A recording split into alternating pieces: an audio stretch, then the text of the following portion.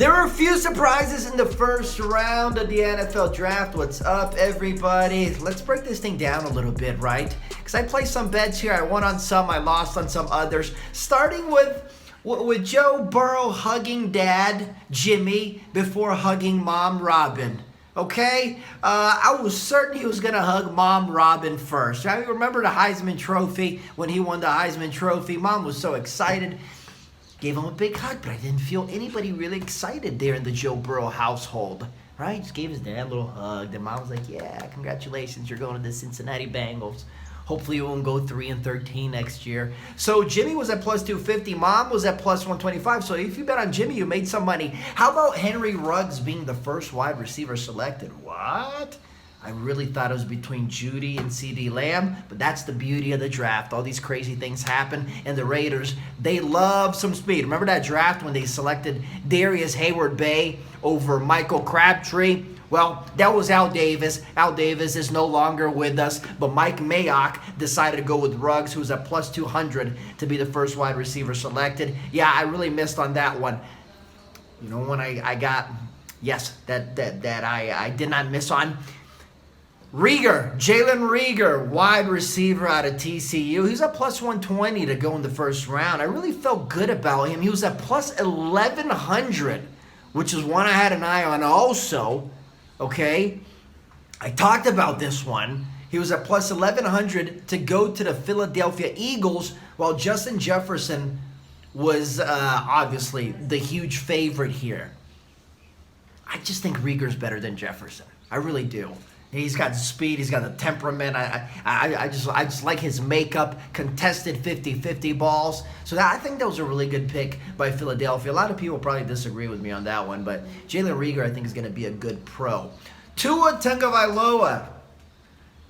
You know, I thought about this. I'm like, is it possible to select Justin Herbert over Tua? I mean, Tua's so much better.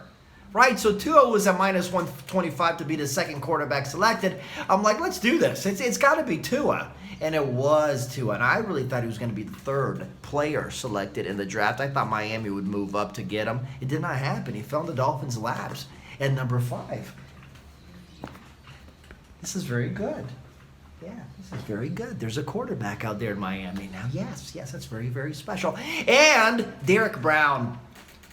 You know, I was a little nervous about this one because I thought there'd be no way that Derrick Brown would get past Carolina number 7. Yes, I got it right at minus 120.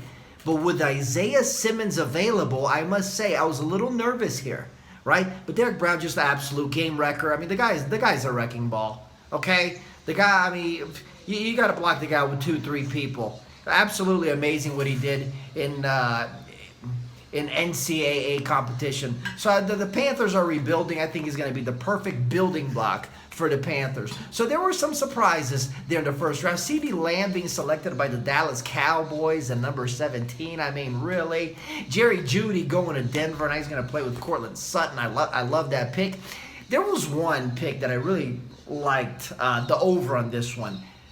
Mekhi Becton being selected in the top 10, or at 9.5. I just did not see that happening, and he was selected number 11. But I must admit, at 11, I really felt like the Jets would select either CeeDee Lamb or Jerry Jeudy, and they went offensive line. I still think Mekhi Becton, he's got to clean up a lot of stuff here, okay?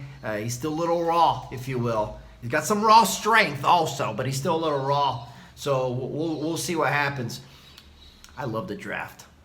Clyde Edwards-Helaire being selected over DeAndre Swift, J.K. Dobbins, and Jonathan Taylor. And I really like Helaire.